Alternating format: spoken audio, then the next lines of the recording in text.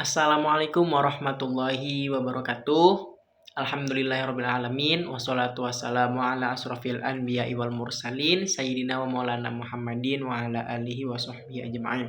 Rabbi shrahli sodri wa yassirli amri wahlul 'uqdatam min lisani yafqahu qawli. Selamat pagi anak-anak Bapak. Semoga kita semua masih berada dalam lindungan Allah Subhanahu wa taala dan apa yang akan kita kerjakan dan kegiatan apa kita pada hari ini semoga diberkahi oleh Allah Subhanahu wa taala. Baik anak-anak, kita bertemu lagi dalam pelajaran pendidikan agama Islam. Kali ini materi yang akan kita bahas ialah jujur dan menepati janji. Oke, baik. Secara definisi, jujur adalah bersikap dan berkata sesuai dengan kenyataan tanpa menipu atau memanipulasi. Jadi, anak-anak harusnya sudah tahu makna dari kata jujur ialah kita tidak menipu, kita tidak berbohong. Artinya kita berkata seadanya, tidak melebih-lebihkan dan tidak mengurang-urangi. Selanjutnya, menepati janji adalah melaksanakan apa yang telah dijanjikan atau dikatakan akan dilakukan. Singkatnya, janji itu adalah kesepakatan yang dilakukan. Misalnya nih kita mau ketemuan, kita buat kesepakatan dulu. Nanti kita ketemuan yuk, janji ya. Nah, artinya kalau sudah kita mengatakan janji, itu kesepakatan yang harus dilakukan. Oke, next. Nah, materinya kejujuran ialah sikap berkata dan berbuat sesuai dengan kenyataan atau kebenaran. Orang yang tidak berbohong, tidak menipu, dan tidak menyembunyikan hal yang benar. Kejujuran penting dalam kehidupan karena menciptakan kepercayaan dan menjalin hubungan yang baik dengan orang lain. Lalu, nextnya, menepati janji berarti melaksanakan apa yang telah dikatakan. Nah, seperti apa yang tadi Bapak bilang, kesepakatan yang sudah kita buat dan harus dilakukan. Menepati janji berarti melaksanakan apa yang telah dikatakan atau dijanjikan kepada orang lain. Menepati janji menunjukkan tanggung jawab, integritas, dan komitmen terhadap ucapan sendiri. Artinya kita tidak menjadi seorang yang bohong atau gimana, atau mengingkar janji, suka ingkar janji gitu. Karena kita bertanggung jawab dengan apa yang sudah kita ucapkan. Nah, jika janji tidak ditepati, bisa merusak kepercayaan orang lain dan hubungan sosial. Artinya, jika kita sudah sering berjanji dan kita sering mengingkari janji kita, maka kita akan kesulitan untuk mendapatkan kepercayaan lagi dari orang.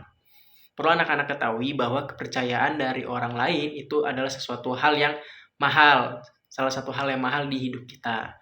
Maka jangan sekali-sekali bagi anak-anak Bapak untuk ingkar janji. Next. Nah, ini ada dalil. Kenapa ada dalil? Mengapa sih kita itu harus jujur dan menepati janji? Nah, ada dalilnya. Disebutkan dalam hadis Nabi Muhammad SAW. Salah satunya adalah pada hadis riwayat Bukhari dan Muslim.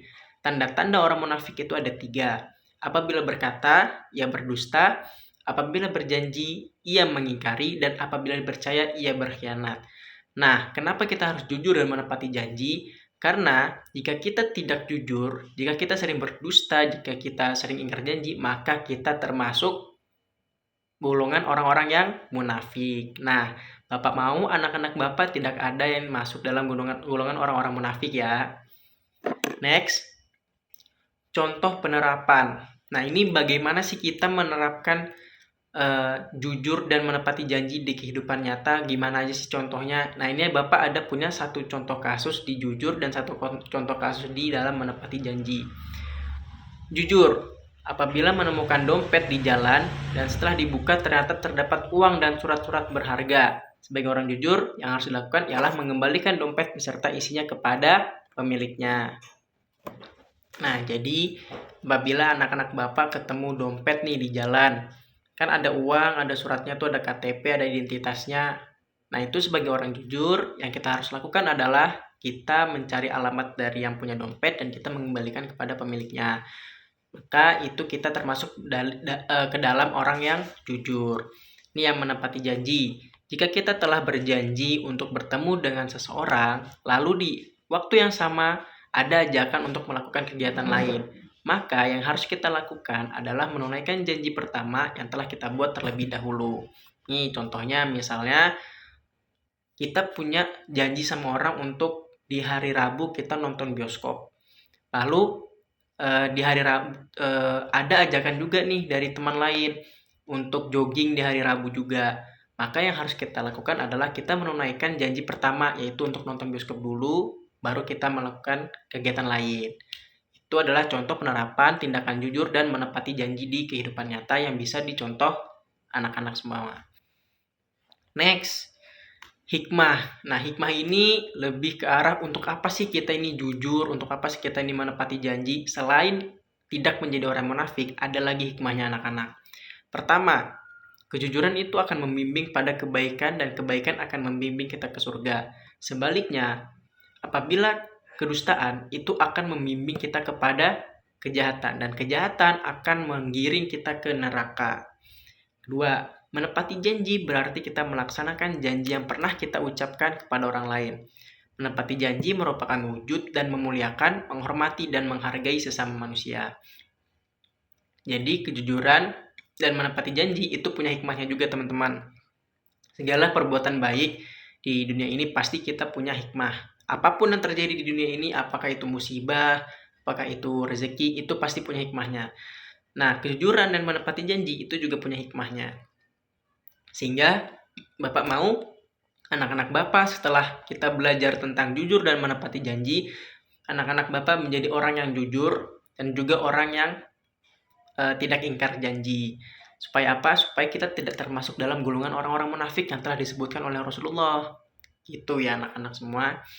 Oke anak-anak, mungkin itu saja pelajaran kita pada hari ini. Untuk tugas dari Bapak nanti buka aja di buku paket di halaman 25. Silahkan itu dikerjakan tugas-tugasnya. Nanti minggu depan kita bahas bersama. Oke, bisa dipahami ya anak-anak ya. Mungkin itu saja yang dapat Bapak sampaikan.